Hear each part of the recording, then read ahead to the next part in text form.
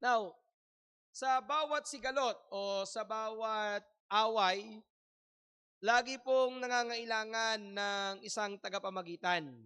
Pero kapag kumukuha tayo ng tagapamagitan, hindi lamang sapat yung meron siyang mabuting intensyon na papagkasunduin yung dalawang tao.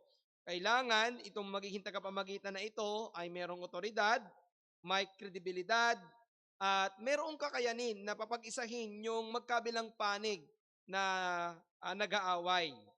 Ngunit higit sa pakikipag-away ng tao sa kanyang kapwa-tao, ang pinakamalaking away at pinakamalaking sigalot ay nangyari sa pagitan ng Diyos, ng banal na Diyos at ng makasalanang tao.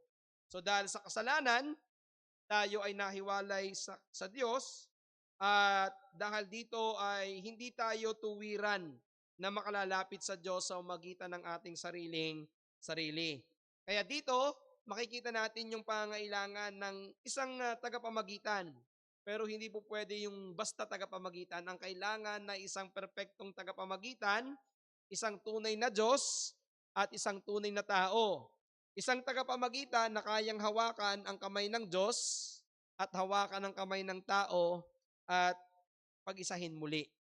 At ito po ay ginawa lamang ng ating Panginoong Kristo. Siya lamang may kakayanan na maging tagapamagitan. So ngayong umaga po, ating papag-aralan ang paragraph 2 ng chapter 22. At basahin po natin muli ang ating pong confession. Ready? Read. 1689, Baptist Confession of Faith, chapter 22, paragraph 2. Ang pangrelihiyong pagsamba ay dapat ibigay sa Diyos Ama, Anak at Banal na Espiritu at sa Kanya lamang, hindi sa mga anghel, mga santo o anumang iba pang mga nilalang. At mula ng pagkahulog ay hindi maaaring walang isang tagapamagitan o hindi rin sa umagitan ng anumang iba pa maliban kay Kristo lamang. So again, makikita natin dito yung maliwanag na pagtuturo ng confession kung sino lamang yung dapat nating sambahin at sa anong paraan maaaring tanggapin ng Diyos ang ating pagsamba. Now, kung inyong mapapansin, itong ating pong binasa na confession ay merong pinapatungkulan.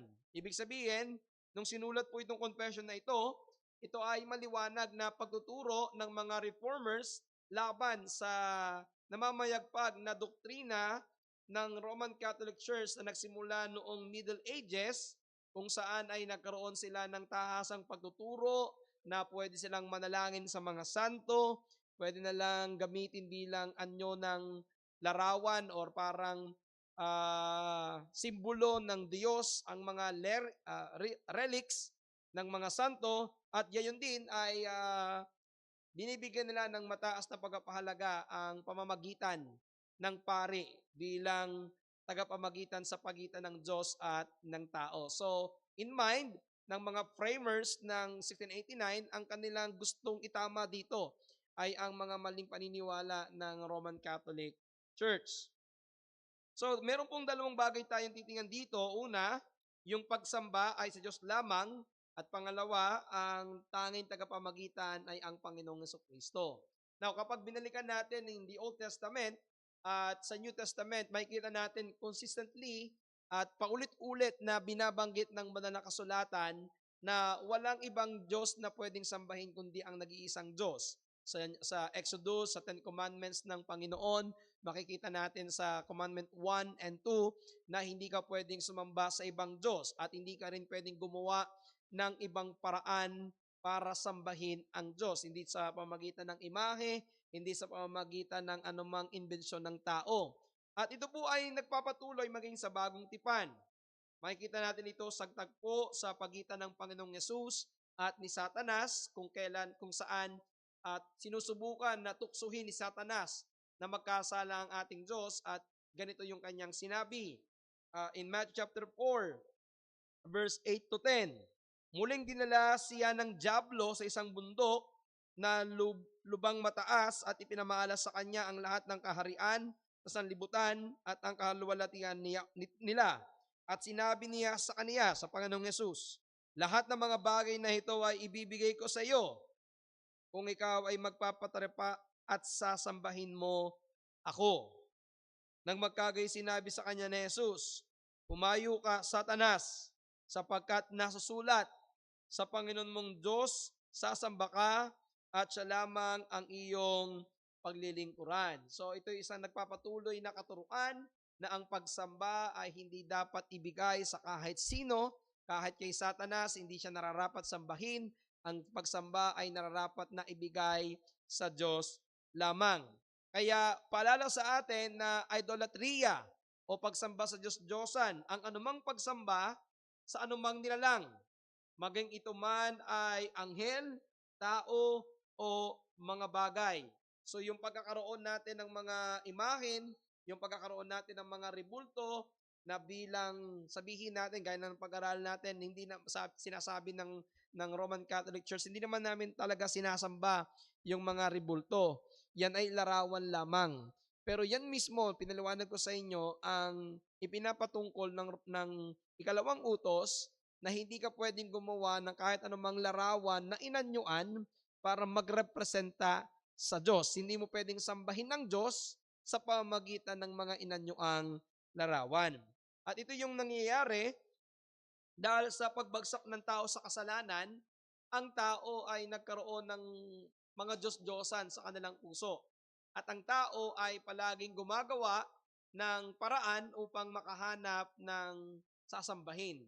At ang nakalulungkot lamang dahil nga sa kasalanan, ang mas maraming kinikilingan ng tao ay ang Diyos-Diyosan na ginagawa nila sa kanilang kamay at sa kanilang puso. Ito yung sabi ng Romans chapter 1, verse 25, sapagkat pinalitan nila ang katotohanan ng Diyos ng kasinungalingan na sila'y nagsisamba at nangaglingkod sa nilalang kaysa lumalang at siyang pinupuri magpakailanman siya nawa.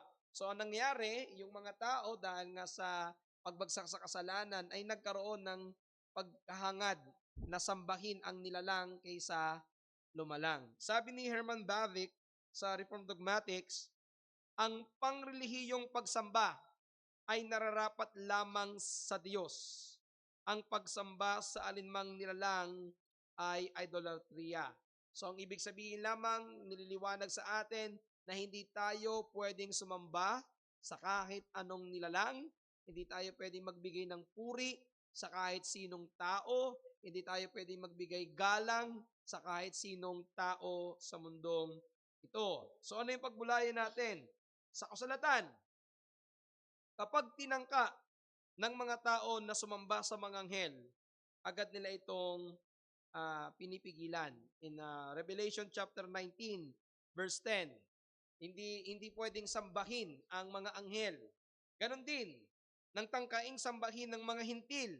Nung nangaral po sina Pedro at saka si Bernabe, gusto nilang lumuhod at gusto nilang magbigay galang sa mga apostol, pero sila po ay mahigpit na pinigilan. Tinanggihan nila yung pagsamba sapagkat nalalaman nina Pablo at Bernabe na sila ay mga tao lamang. Ganito rin yung nakita natin sa tagpo ni Cornelio at saka po ni Pedro. Nung makita ni Cornelio si Pedro, si Cornelio ay nagpatira pa, pero ang ginawa ni Pedro ay kanyang itinayo sapagkat alam ni Pedro na hindi pwedeng sambahin ang isang taong tulad niya. Therefore, ang isang bagay na dapat nating makita, kapag ikaw ay nagbigay ng pagsamba, ito ay pagkilala na siya ay Diyos. Okay, so yung kanta po na sinasamba kita, hindi tama ho yun.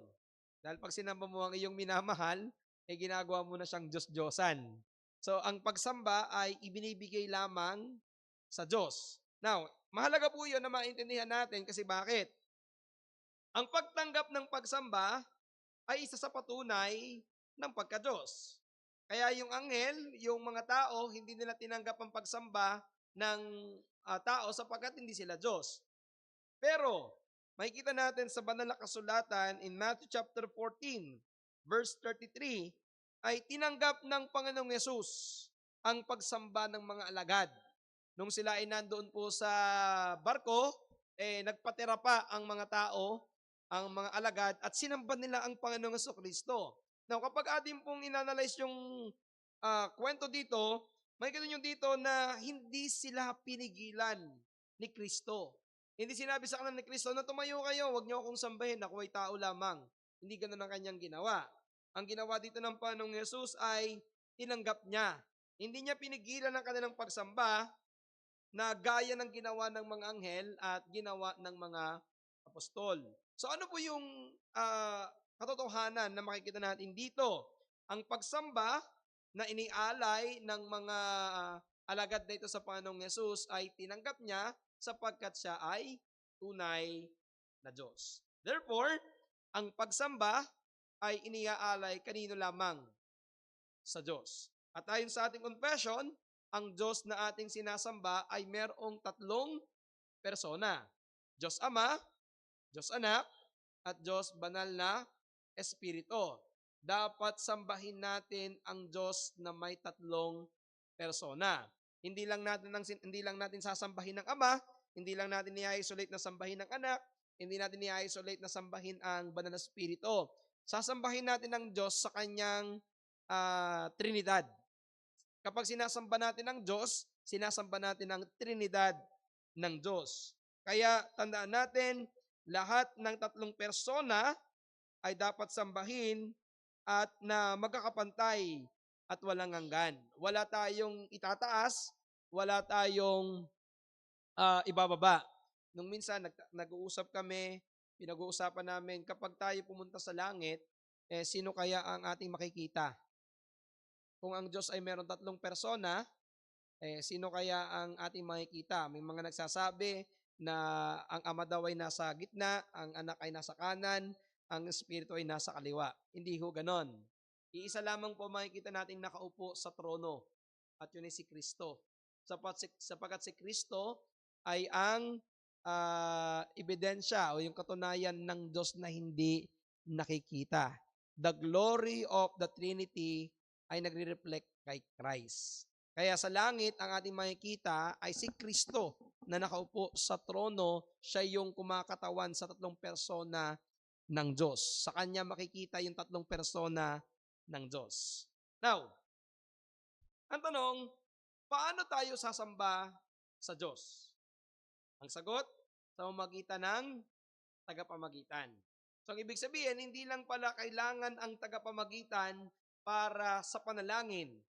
Isa sa pinakapangunahing kailangan natin ay tagapamagitan para tayo ay makasamba sa Diyos. Ang tanong, sino ang tagapamagitan na tatanggapin ng Diyos para tanggapin ang ating pagsamba?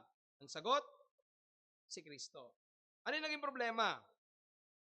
Ang makasalanang tao ay hindi na makakalapit sa banal na Diyos. Tandaan natin, nung ang tao ay nagkasala, ay pinapaghiwalay sila o inihiwalay sila ng Diyos.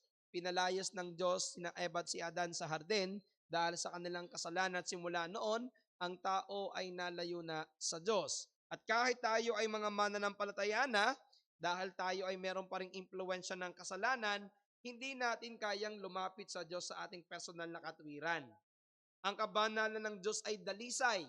Kung kaya, ang isang makasalanan ay hindi maaaring basta-basta na lamang makatayo sa harapan ng isang banal na Diyos. Na gaya ng isang liwanag, hindi tayo basta-basta parang hindi tayo basta-basta makakalapit sa araw dahil tayo ay matutunaw sapagkat napakatindi ng init ng araw, ganun nating tingnan yung kabanalan ng Diyos.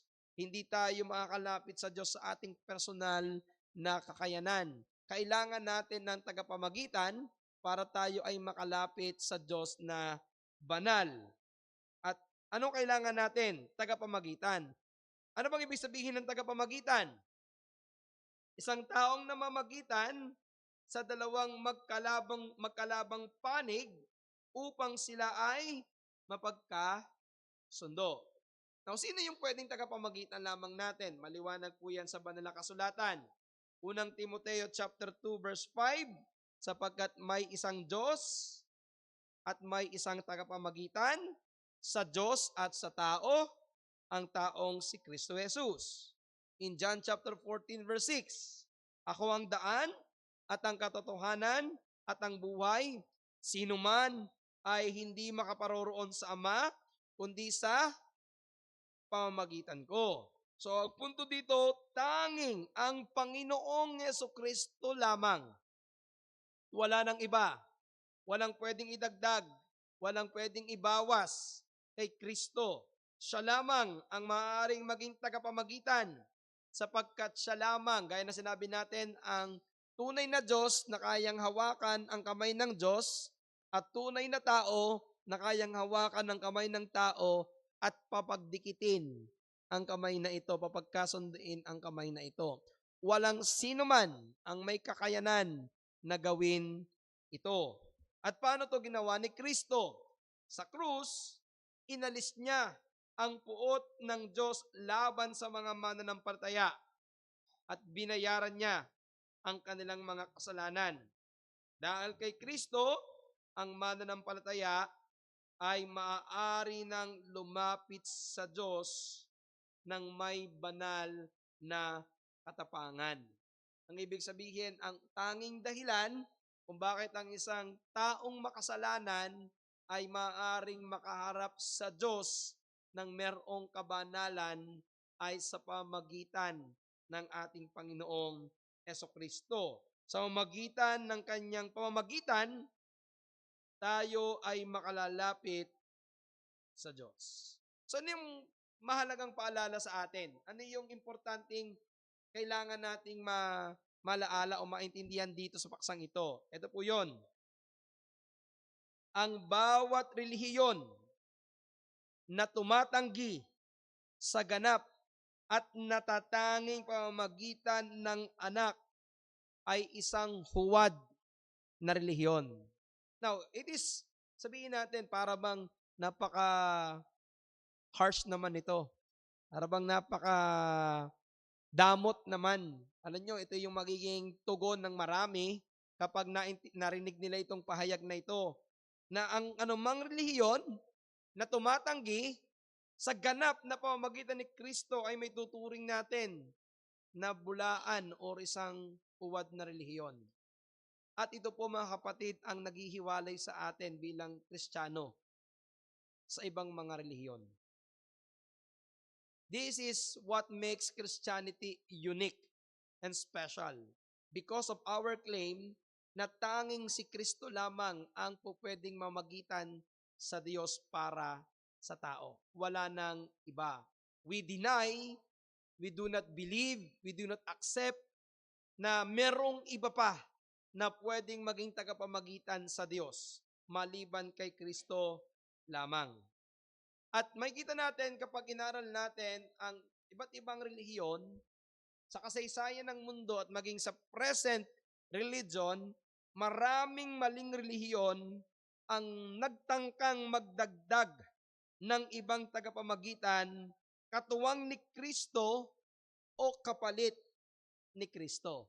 Katulong ni Kristo or in replace of Christ. At ito nga, nung panahon ng Reformation, nung panahon ng ginagawa itong 1689, ang dominant religion during that day ay ang Roman Catholic Church.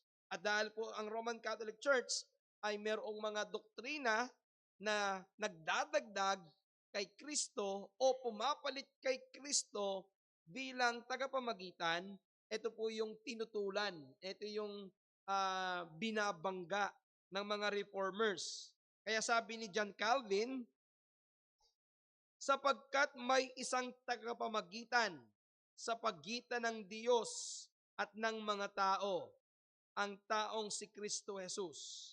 Sa Kanya lamang tayo dapat tumakbo. Sa Kanya lang tayo dapat manganlong, sa Kanya lang tayo dapat lumapit. Sabi ni Martin Luther, bagamat during those days, itong si Martin Luther ay mayroong pang paggalang. Kasi noong mga panahon na ito, bago pa siya lumabas sa Roman Catholic Church, meron din siyang pagkilala sa mga santo, meron siyang paggalang, pero maliwanag sa kanya na hindi dapat panalanginan at hindi dapat maging tagapamagitan ng mga santo. Ito yung kanyang pahayag nung mga early days ng kanyang pagre-reforma. Ito ang pinakadakila at pinakanakakaaliw. Ibig sabihin, very comforting na aral na si Kristo lamang ang ating tagapamagitan at dakilang saserdote. Now again, mas ma-appreciate natin itong tapang ng mga salitang ito kung nabubuhay tayo sa panahon nila. Kung nabubuhay tayo sa panahon na dominant ang isang religion na kung saan ganito yung kanilang practice. Kaya kapag nagsalita ka ng ganitong mga pahayag, ito ay nag-uudyok para ikaw ay usigin, para ikaw ay pahirapan. Kaya nga makikita natin kung ano nangyari sa kanila kay Martin Luther at sa mga reformers, they were excommunicated. Marami sa kanila ay tinanggal sa pagiging Roman Catholic, and even marami sa kanila ay pinatay ng dahil sa kanilang pagtayo sa katotohanan ito. So ang ibig sabihin, if we're going to place ourselves doon sa panahon nila, hindi ganong kadaling tayuan ang ganitong paniniwala. Dahil ang paniniwalang ganito ay nagdadala sa iyo sa posibleng kapanganiban ng iyong buhay.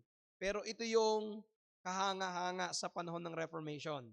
Sa kabila na maraming banta ng panganib para tayuan ang kanilang pananampalataya, they continued in their faith, in their belief. At yan ang hamon sa atin, na huwag tayong maging malambot sa dapat nating tigasan. Ibig sabihin, kung kailangan nating tayuan at tigasan ang ating pananampalataya, to the point na tayo ay sabihin nating makasakit sa pagsasabi natin ng katotohanan, we need to do it. So be it. Kasi minsan, we try na ginagawa natin, sinusubukan natin na aluin yung mga tao para lang hindi sila masaktan ng katotohanan. Pero alam nyo, yung katotohanan, kapag ito'y kanilang nalaman, ito'y magpapalaya sa kanila. Pero yung katotohanan, malimit ito ay masakit tanggapin. Nung sinabi ng Panginoon ng Panginoon sa John chapter 8, kapag inyong nalaman ang katotohanan na magpapalaya sa inyo, kapag inalam natin yung konteksto noon, ito'y sinasabi niya sa mga Hudyo mismo. Na sinabi niya, kaya bakit para sa atin napakadali lang naman na intindihin na kapag ikaw ay nakaalam ng katotohanan, ikaw ay magiging malaya. Kapag binalikan natin yung konteksto ng John chapter 8, nagreklamo itong mga Hudyo sapagkat ang alam nila hindi naman sila kailanman naging alipin. Oo, alam nila alipin sila ng mga bansa. Alipin sila ng Roma, ng Babylonia, ng iba pang mga bansa. Pero there were never a time sa buhay nila na sila ay naging alipin sa spiritual dahil sila ay anak ni Abraham. Kaya nang sinabihan sila ng Panginoong Yesus na kapag nalaman yung ang katotohanan na magpapalaya sa inyo, naligalig sila. Hindi nila kayang tanggapin yon kasi merong malalim na dahilan. Ganito rin yung ginagawa ni Martin Luther, ni John Calvin at ng mga reformers. Ang ganitong mga pagsasalita ay paglaban sa kapangyarihan. Paglaban sa otoridad na kung saan ay namamayagpag nung kanilang panahon. Pero tinatayuan nila yung maliwanag na sinasabi ng kasulatan. Naiisa lamang ang tagapamagitan. At ito po yun. Kung tayo ay naniniwala na iisa lamang ang tagapamagitan, huwag tayong manalangin sa mga patay. Now, iba ho yung ipanalangin ng mga patay ha. Ang ibig sabihin dito, huwag tayong manalangin sa mga patay, huwag tayong manalangin sa mga santo. Ito pala yung dahilan, sa panahon ng Reformation, bakit hindi talaga po pwedeng manalangin sa mga santo? May katuruan ang Roman Catholic Church na hindi lamang sa Diyos dapat idalangin ng panalangin, kundi maaari ring manalangin sa mga yumaunang mga santo. Naalala nyo, meron sila tinatawag na parang merito. Meron silang mga merit of good works na itong mga santo na ito, nung sila ay nabubuhay, nakaipon sila ng mga kabutihan at the more ka nananalangin sa kanila, pwede mong tanggapin yung mga umaapaw nilang kabutihan ay sa iyo dumaloy. Now, kung susuriin natin ng maliwanag ang aral ng kasulatan at ang tamang prinsipyo ng pagsamba, ng Diyos lamang ang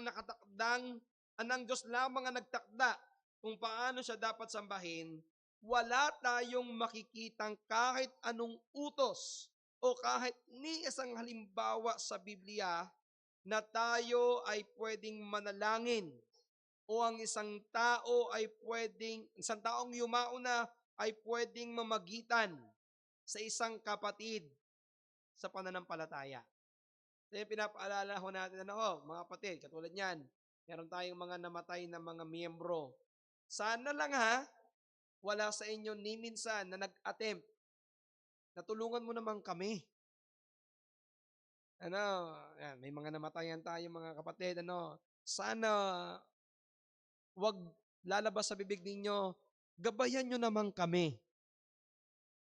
Bantayan nyo naman kami. Kasi diba, kung yung mapapansin, sa maraming mga namamatayan, ang expectation nila at ang turo sa kanila is kapag namatay, ginagabayan pa rin ng patay yung buhay. Ganyan yung paniniwala ng matatanda ng marami, na kapag namatayan sila, para bang lagi silang hindi man nila directly idinadalangin sa santo, pero dun sa namatayan sa kanila, ang prayer nila is gabayan sila. Now, alam niyo po ba na sa China, merong ganyang paniniwala na sa kanila hindi sila naniniwala hindi lang sa santo, kundi sa kanila kapag namatay ang kanilang mahal sa buhay, ito yung nagiging guide nila. Kaya minsan yung mga Chinese, ang kanilang Diyos mismo, yung kanilang mga magulang.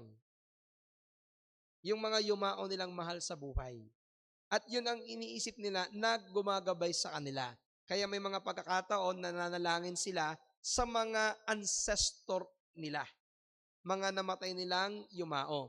Sa atin naman, bilang isang Pilipino na nasakop ng Kastila sa loob ng mahigit 33 taon, tumanim sa isipan natin yung pagsamba at paniniwala sa mga santo. Actually, nagbasa ako ng isang Roman Catholic site at ito talaga yung kanilang thought. Ito talaga yung kanilang thinking.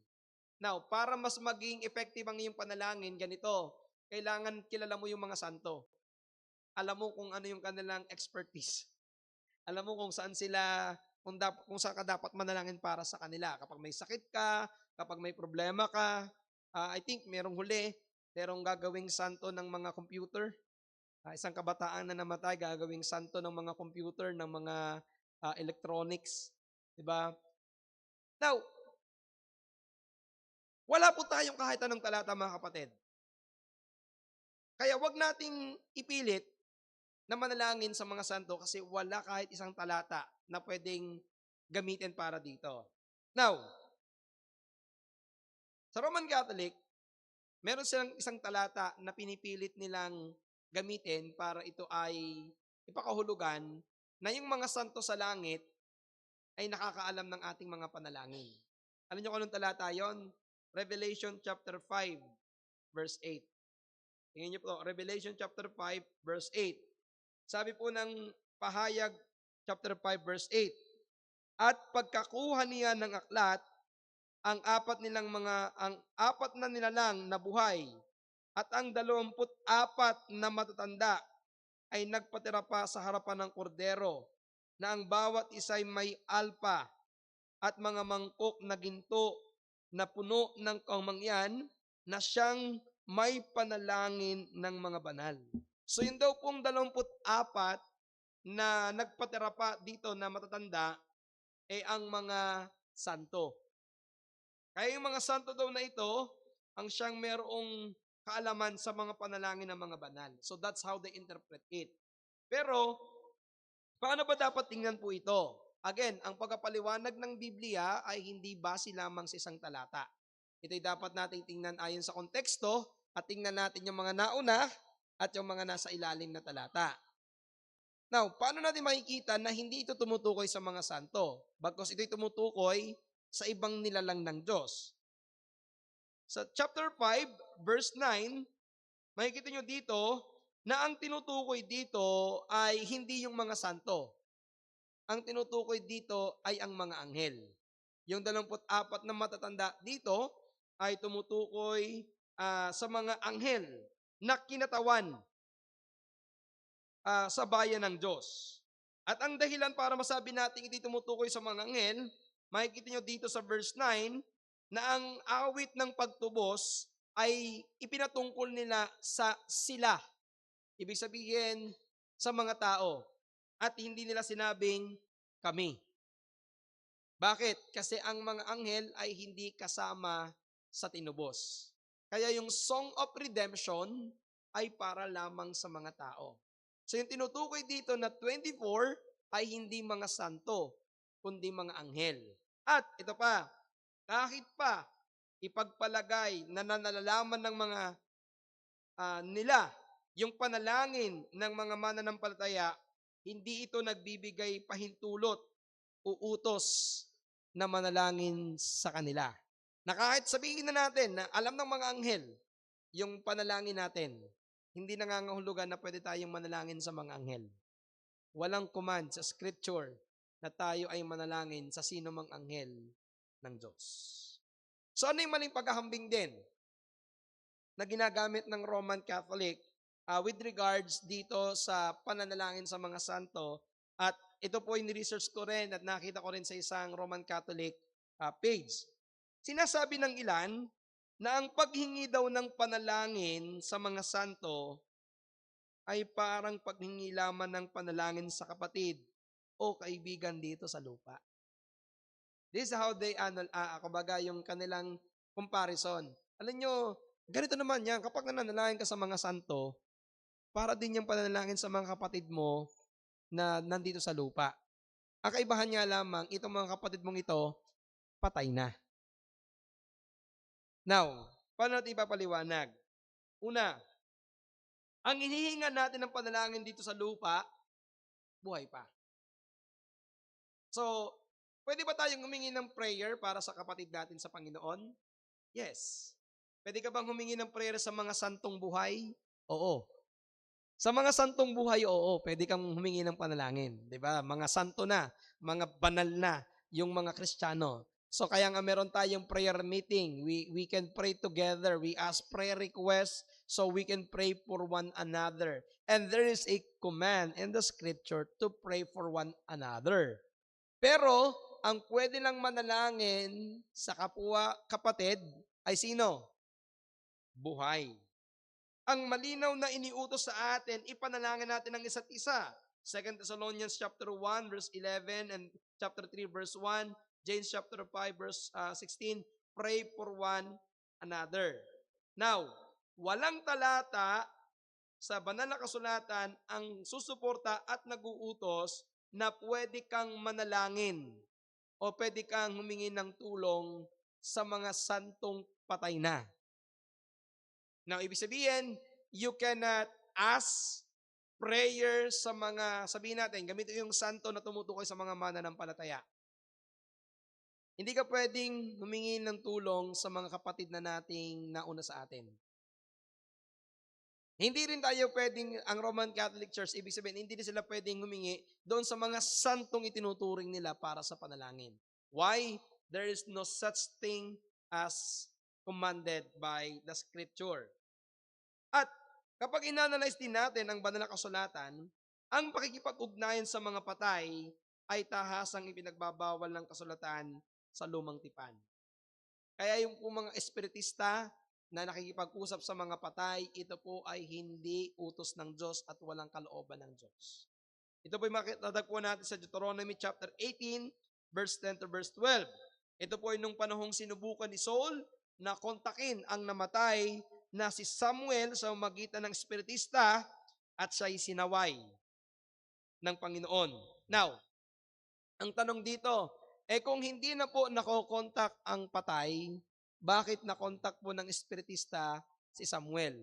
Ang sagot natin dito, this is a special case. Ito ay isang mga special na kaso na kung saan ay ipinahintulot ng Diyos na mangyari, pero hindi dahil ipinahintulot ay pwedeng gawin. At makikita rin natin dito, ang ginawang ito ni Saul ay hindi kalooban ng Diyos, kung kaya't ang Diyos ay nagalit sa kanya. Sapagkat sa isang mangguni, sa isang manggagaaway, sa isang mangkukulam o sa isang espiritista para makausap ang mga patay. So, wag nyo nang subukan. Huwag niyong subukan na pwede pala namang gawin at baka pwedeng makausap ko yung aking ina o yung aking ama, baka meron sana akong gustong itanong. No, huwag niyong subukan kasi ito'y hindi kalooban ng Diyos. At hindi nating alam, hindi na ito na kumbaga mangyayari ulit sapagkat hindi ito normal na pangyayari sa lumang tipan at maging sa bagong tipan. Pero, ano ba talaga yung mas malaking problema? Bakit hindi pinapahintulutan na tayo ay manalangin o sumamba sa Diyos sa pamamagitan ng ibang tagapamagitan? Bakit ba talaga ito may tuturing na isang malaking problema? Ang sagot, ang mas malaking problema ng pananalangin sa mga santo ay ito. Ito ay may problema o may kinalaman sa theological doctrine. Binabaliwala nila ang ganap at sakdal na pamamagitan ni Kristo. So kapag tayo pala ay nananalangin sa mga santo, binabaliwala natin yung tinapos na gawa ni Kristo. Yung kanyang role para maging tagapamagitan ng mga tao sa kanilang mga kasalanan. Sabi po ni John Calvin sa kanyang Institute of Christian Religion, ang sambahin ang anghel o ang patay na tao ay pagnanakaw sa Diyos ng kanyang kaluwalhatian. So ito pala yung malaking problema kapag tayo ay sumasamba sa mga patay na o tumatawag sa mga patay na para mamagitan para sa atin, ang ginagawa dito, binabaliwala natin yung ginawa ni Kristo. Kapag nananalangin ng isang tao kay Maria o sa ibang mga santo upang sila ang mamagitan sa Diyos para sa Kanya, ipinapahiwatig nito na hindi sapat ang pamamagitan ng Panginoong Hesus. Kulang pa pala ang ginawa ni Jesus, kaya dagdagan natin ng mga santo. Dagdagan natin ng ibang tagapamagitan. Dito, tataliwas na ito at sasalungat ito sa maliwanag na katuruan ng salita ng Diyos na si Kristo lamang ang taging tagapamagitan sa Diyos at sa tao. So, ang dahilan kung bakit hindi ka pwedeng tumawag sa Diyos sa magitan ng mga santo ay sapagkat binabaliwala mo ang tinapos na gawa ni Kristo. Binabaliwala mo yung ginawa ni Kristong sakripisyo. Tandaan natin, hindi natin kailangan ang isang santong namatay na para mamagitan sa atin dahil wala na silang magagawa. Wala nang kayang gawin ang patay. Sabi ni Martin Luther again, sa kanyang Sermon on the Magnificat, hindi tayo matutulungan ng mga santo. Ang gusto ng Diyos, lumapit tayo sa Kanya ng direkta sa pamamagitan ni Kristo. Sabi ng Heidelberg Catechism, sa question and answer sa 30 and 31, tanong, bakit hindi natin maaaring tawagin ang mga santo bilang tagapamagitan? Sagot, dahil hindi na tayo naririnig o maaaring tulungan ng mga santo. Si Kristo lamang ang ating tanging tagapamagitan. Hindi na tayo naririnig ng patay. Hindi na tayo naririnig ng mga santong namatay. Sila'y wala na sa kalagayan na kaya ng isang taong buhay. Ang kailangan natin ay ang Diyos-tao na namatay at muling nabuhay para patuloy na mamagitan sa atin. So, bakit si Kristo rin ang pwede lamang tagapamagitan? Siya lang yung muling nabuhay. Oo, si Kristo ay namatay, pero siya ay muling nabuhay. Kaya naririnig niya ang ating mga panalangin. Naririnig niya ang ating mga daing sapagkat si Kristo ay hindi patay. Si Kristo ay buhay. Ang kailangan nating tagapamagitan sa Diyos ay buhay. At sino lamang ang nabuhay, ang namatay at muling nabuhay? Si Kristo. Kaya siya lamang ang pwedeng maging tagapamagitan. Ang kailangan natin ay ang dakilang saserdote na kayang ipamagitan tayo sa Diyos Ama. Kaya ang punto natin, si Kristo ang ating tapat at buhay na dakilang saserdote. Siya ay hindi patay. Siya ay nabubuhay at patuloy na namamagitan para sa atin. Ito pala yung blessing ng theology or doctrine of resurrection. Kaya pala mahalaga din yung resurrection. Hindi lang ito to seal our salvation, to guarantee that we have salvation. Resurrection also guarantee that God can hear us, na makapakinggan tayo ng Diyos at tatanggapin tayo ng Diyos dahil yung ating tagapamagitan ay buhay. Kaya hindi tayo dapat umasa sa mga patay. Aasa tayo sa buhay na tagapamagitan at yan ay si Kristo lamang. Pakinggan niyo ang sabi ng Hebrews chapter 7, 24 to 27. If you have your Bible, Hebrews 7, 24 to 27. Ganito pong sabi sa Tagalog, datapot siya sapagkat namamalaging magpakailanman ay may pagkasaserdote siyang di mapapalitan. Dahil dito naman siya ay nakapagliligtas ng lubos sa mga nagsisilapit sa Diyos sa pamamagitan niya. Palibhas ay laging nabubuhay upang mamagitan sa kanila. Sapagkat nararapat sa ating gayong dakilang saserdoting banal, walang sala, walang dungis, nahihiwalay sa mga makasalanan at ginawang lalong mataas pa kaysa mga langit, na hindi nangangailangan araw-araw na maghandog ng hain, na gaya niyaong mga dakilang serdoting unay-unay patungkol sa kanilang sariling mga kasalanan at saka patungkol sa mga kasalanan ng bayan, sapagkat ginawa niya minsan magpakailanman ang kanyang inihandog, ihandog ang kanyang sarili. So makikita niyo yung emphasis ng verse 24 and verse 25 kung bakit si Kristo ang ating kailangan bilang tagapamagitan. Siya lamang yung tagapamagitan na nanatili. Siya lamang yung tagapamagitan na buhay. Then sinabi ng verse 26, siya lamang yung dakilang serdote na banal, walang sala, walang dungis, hiwalay sa kasalanan. Nung panahon ng lumang tipan, ang saserdote, kailangan muna ng mag-alay para sa kanilang personal na kasalanan, saka sila mag-aalay para sa kasalanan ng mga tao. Si Kristo, wala siyang pwedeng ialay para sa kanyang sarili dahil siya mismo yung alay. Kaya siya lamang ang nararapat na tagapamagitan ng tao patungo sa Diyos. So, ano yung pinakamahalagang punto na kailangan nating maintindihan dito? Ang paglalagay ng sino mang tao bilang tagapamagitan ng Diyos at ng tao ay pagtanggi sa ganap na pamamagitan ng Panginoong Jesucristo. So anong aplikasyon nito? Now, paalala ko, hindi masama ang humingi ng panalangin para sa kapatid. Pero sana hindi natin makita na para bang ang ating kapatid lamang ang may kakayanang manalangin para sa atin. To the point na parang hindi ka na direktang makatawag sa Diyos, ang kailangan may laging panalangin ng mga kapatid. Hindi po. Bilang isang mga mananampalataya, meron tayong tinatawag na priesthood of the believers. Na dahil tayo ay tinubos na ni Kristo, tayo ay meron ng kakayanan na lumapit sa Diyos ng direkta. Siguro, ito, para maintindihan nyo, nung unang panahon, ang isang tao para lumapit sa Diyos, kailangan niya talaga ng pari. Kaya pag binasa nyo ang lumang tipan, walang tao na direktang pwedeng lumapit sa Diyos kung walang pari. At yan ay nagpapatuloy sa nakagisna nating religion.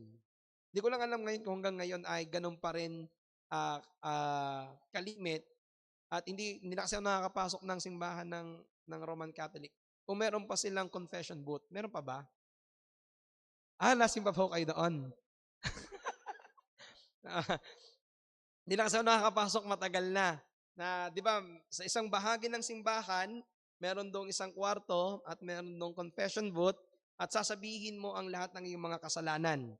Tsaka sasabihin sa iyo ng pare kung ano yung mga dapat mong ipanalangin. Now, ito po ay revised na. Kumbaga ito ay binago na, hindi ganyan ang lumang panahon. Sa lumang panahon, kasi fresh na pa sa akin, natapos ko lang ng pagbasa ng Pentateuch, ng buhay ng Israelita sa panahon ni Moses. Noon kapag ikilalapit sa Diyos, meron pong alay. Meron tinatawag na sin offering o mga alay para sa kasalanan. At ito po iba't iba. Meron pong alay para sa kasalanan ng buong lahi. May alay para sa kasalanan ng isang angkan. Halimbawa, kasalanan para sa buong Israel, may iaalay yung pari. Meron pong para sa angkan lamang ng Juda, kung angkan lang ng Juda nagkasala. At meron din pong kasalanan na para sa iyo lamang. Na ang gagawin ng pari, iaalay ito sa Diyos para ikaw ay mapatawad sa nagawa mong kasalanan. Now, pagdating ni Kristo, naputol yon. Kaya yung ating ginagawa na direktang paglapit sa Diyos, yun ay bunga ng tinapos na gawa ni Kristo. Kaya ka pwedeng manalangin sa Diyos kahit anong lugar, kahit anong oras, kahit saan, yun ay bunga ng ginawa ni Kristo sa krus. Ito yung katuparan ng pangako sa lumang tipan. Kaya hindi po ganun kasimple lamang yon. Kasi sa totohanan, napakaraming benefit ng ginawa ni Kristo na ginagawa natin na hindi nating alam na bunga pala yon ng ginawa ni Kristo. Bagay na hindi naranasan ng mga tao sa lumang tipan. Kaya ang hamon ko sa inyo mga kapatid, talikuran natin yung mga tradisyong hindi nakabatay sa kasulatan. Kaya suriin natin ang ating sarili, suriin natin ang ating paraan ng pagsamba sa Diyos, suriin natin ang paraan ng ating paglapit sa Diyos. Ito ba ay meron pang kaugalian na gaya ng mga sinauna o tayo ay nabubuhay pa sa nakagisnan? Na halimbawa, ano yung gusto kong baguhin? May mga pagkakataon kasi na parang ang akala pa rin ng mga miyembro ang pastor ang pumalit sa pari. Hindi po kami kapalit ng pari. Kasi hindi po parehas ang ginagawa ng pastor at ng mga pari. Magkaiba po ang kanilang ginagawa. Kaya, anong implikasyon niya? Kasi minsan, hindi naiiwasan na para bang ang tingin ng mga miyembro, ang panalangin ng pastor ang pinaka-epektibo. Kaya makapasin kayo, pastor, pag-pray mo ako, pastor, dalangin mo ako, na para bang lahat na lamang ng panalangin para ang pastor ang pwedeng manalangin. Yes, magandang bagay po yan, na humihingi kayo ng prayer sa pastor, pero huwag sanang malagay sa isip ninyo na ang panalangin lamang namin ang tinatanggap ng Diyos. No, tayong lahat ay pwedeng manalangin sa Diyos at tayong lahat ay pwedeng humingi ng panalangin sa kapatiran. Tayo ay direktang lalapit sa Diyos sa pamamagitan ni Jesus. Kaya, ang pagsamba ay tatanggapin lamang ng Diyos sa pamamagitan ng isang tagapamagitan, si Jesus. Kaya ang pagsamba ng mga tao na hindi mananampalataya kay Kristo ay hindi tinatanggap ng Diyos. Yan ang napakahalagang katotohanan na dapat nating makita. So kahit pala sumasamba ka at nananalangin ka, kung hindi sa pamamagitan ni Kristo bilang tagapamagitan, hindi siya tatanggapin ng Diyos. Any question or any comment?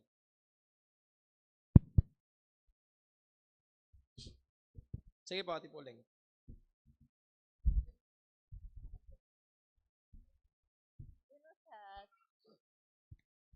Magandang tanghali sa inyong lahat. Ang akin naman tanong ay medyo nalito lang ako ng kaunti. Bagaman may mga sinasabi sa kasulatan patungkol sa pananalangin. Yung kanina po nabanggit nyo na tayong lahat, oo nga, tayo may access na sa Panginoon na makalapit ang bawat isa. At yung ating panalangin ay didinggin naman ng Panginoon. Yung pong tungkol sa panalanginan ng bawat isa, yung yung may access na nga po tayo. Pakikinggan nga po tayo ng Panginoon sa ating panalangin. Bakit kailangan pa natin na humingi ng panalangin sa bawat isa? Yan. Okay. Medyo nalilito lang po ako ng konti. Okay po. Konti lang. Maganda tanong yan. Kung pwede naman pala tayong manalangin ng personal, bakit kailangan pa nating humingi ng panalangin sa iba? Ang sagot natin dito kasi iniutos ng Biblia.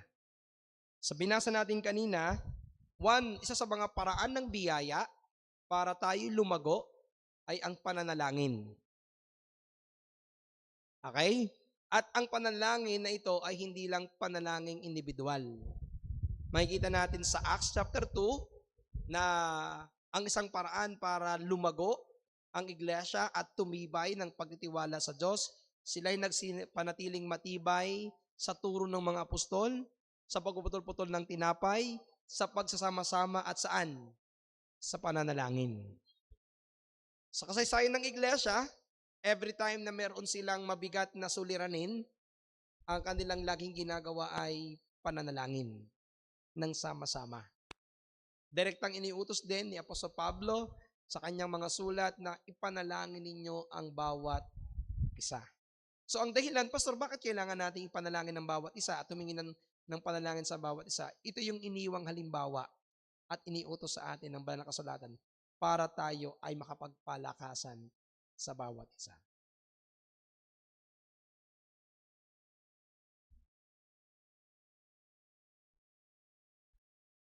So we will talk about more on prayer on the next week, Lord willing. Kasi paragraph 3 at paragraph 4 ay patungkol sa prayer.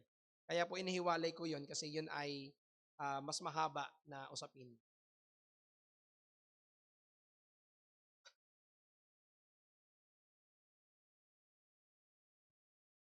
Sige po, question pa po?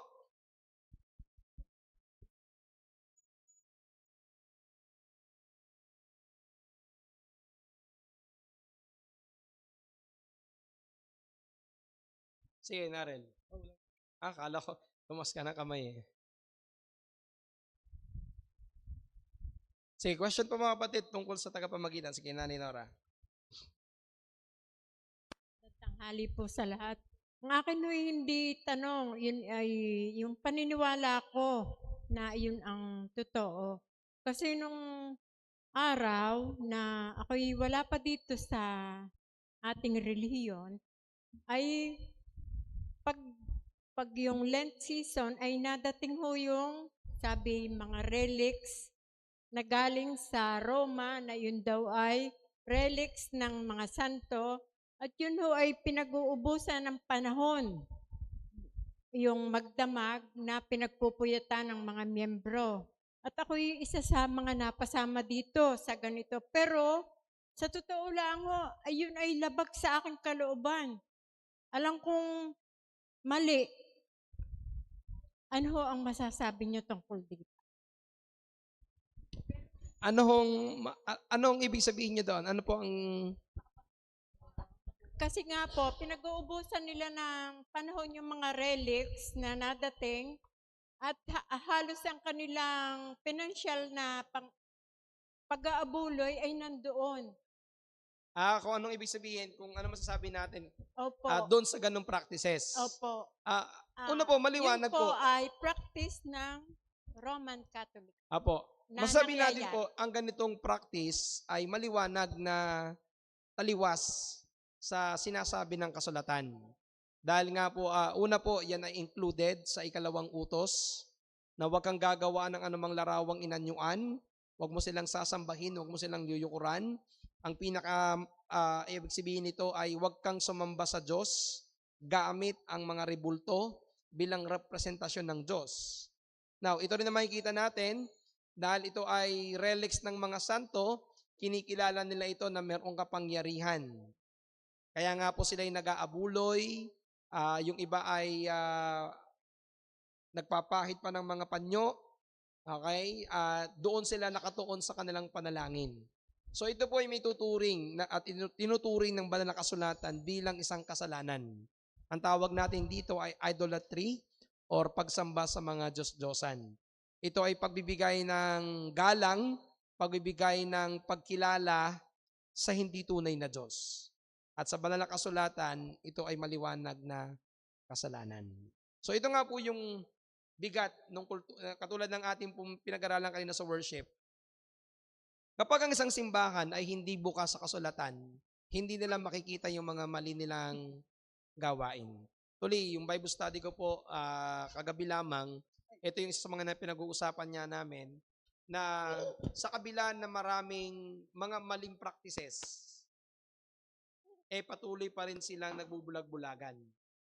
At sinasabi nila, halimbawa, pag meron tayo, katulad niyan, pag may mga posisyon, ang kanya daw hindi ikinagusto ay yung paghingi ng pera para pagandahan ng mga posisyon na hindi naman nararapat na gawin. So nakikita niya yung mga mali, yung pagkilala sa mga santo, maliwanag naman daw sa scripture na sa lumang tipan, ito ay sadyang ipinagbabawal. Bakit ngayon ay tahasang ginagawa? So ang sabi natin dito, ito yung blind obedience. Yung bulag na pagsunod sa relihiyon nang walang tamang pagkilala sa salita ng Diyos. Sige, Kuya Randy.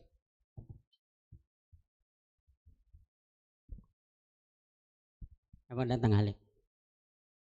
Ayan, Pastor, turo, na pag-aralan natin yung tungkol sa pagsamba sa mga Diyos-Diyosan. And then, yung kung sa pagbabasa ng Biblia ay mababasa nyo po dun sa kay Moses po yung unang utos, yung sabi po ng Panginoon na huwag gagawa ng mga rebulto at merong kaparusahan po Tapos sa pagpapatuloy na pagbabasa nyo, lalo na po dun sa mga hari, First King, Second King, makikita po doon na nangyayari yung mga consequences na sumasamba sa mga Diyos-Diyosan, kung anong nagiging namamatay, napaparusahan ng Panginoon. Kumbaga, ngayon po, ang tanong ko, tayo po ay naging mananampalataya na, yung sumpa ba ng pagsamba sa Diyos-Diyosan, napuputol na po ba yun? Yun. Ang sumpa ng pagsamba sa Diyos-Diyosan ay hanggat ikaw ay sumasamba sa Diyos-Diyosan. Ibig sabihin, ang pagkaparusa ng Diyos ay nandoon kapag ikaw ay patuloy na sumasamba dito. Pero ang tatandaan natin sa New Testament, ang extension meaning or extended meaning ng pagsamba sa Diyos-Diyosan ay hindi na lamang limited sa mga pisikal na rebulto, kundi maging sa mga rebulto sa ating puso. Anumang bagay na mas binibigyan natin ng mas mataas na pagpapahalaga, mas mataas na pagkilala, at yung paggalang at pagkilala ay ibinibigay natin sa Kanya kaysa Diyos, ito ay may tuturing natin na Diyos-Diyosan at pagsamba sa Diyos-Diyosan. Kaya nga, hindi na lang ang tinatanong dito ay kung meron ka bang rebulto sa iyong bahay, kundi baka meron kang rebulto sa iyong buhay. Yung rebulto ng puso ang mas delikado. Kasi sa mga Kristiyano, wala na tayong rebultong nakikita. Wala tayong rebultong nahahawakan. Ang marami sa mga Kristiyano, mga rebulto na lamang ng puso. Mga idols. Mga pagsamba sa mga nilalang kaysa lumalang. At doon tayo maging maingat. Ano yun? Maaring ang iyong relasyon, ang iyong trabaho, ang iyong negosyo, ang iyong pangarap, ang iyong isang bagay na meron ka, na para bang ito na yung ginodiyos mo, ito na yung nagpapatakbo ng buhay mo. So pwede pong ito ay maging isang Diyos-Diyosan ng buhay ng isang tao. Iyon po. Salamat po. Kaya ito rin, tatandaan niyo po, ang ibang tagapamagitan ay hindi talaga tagapamagitan. Sila po ay hadlang. Ang ibang tagapamagitan, bukod kay Kristo, ay hindi talaga tagapamagitan. Sila po ay hadlang. Hadlang sa paglapit sa Diyos. Kaya lahat ng tagapamagitan hindi kay Kristo ay iwaksin natin at ang daming dapat nating puntahan lamang ay si Kristo bilang tunay at tanging tagapamagitan. Sige po mga kapatid, it's already 12 o'clock. Tayo po ay manalangin. Panginoon, salamat. Napakadakila pala ng ginawa ng Panginoong Kristo bilang aming tagapamagitan. Hindi lang siya naging daan para sa aming kaligtasan. Siya rin, Panginoon, ang tanging daan upang kami makalapit sa iyo sa pagsamba. Kung wala si Kristo bilang tagapamagitan, ang aming pagsamba ay walang kabuluhan. Kaya ang aming pagsamba ay dapat nakaayon at nakasentro kay Kristo para kami ay tanggapin po ninyo. Kaya ang aming panalangin bilang isang individual at bilang isang iglesia lagi naming iayon ang aming pagsamba sa tinapos na gawa ng aming tagapamagitan na si Jesucristo. Kaya salamat po, O Diyos, sa mga pag-aaral na ito. Naway ito'y maging katulungan sa aming paglago. Ang lahat ng ito ay amin dalangin sa pangalan po ng iyong anak, ng aming Panginoong Yesus. Amen. Yan, mga kapatid, tayo po ay tapos na sa atin pong Sunday School. Salamat po sa biyaya ng Panginoon. Pagpalain tayo.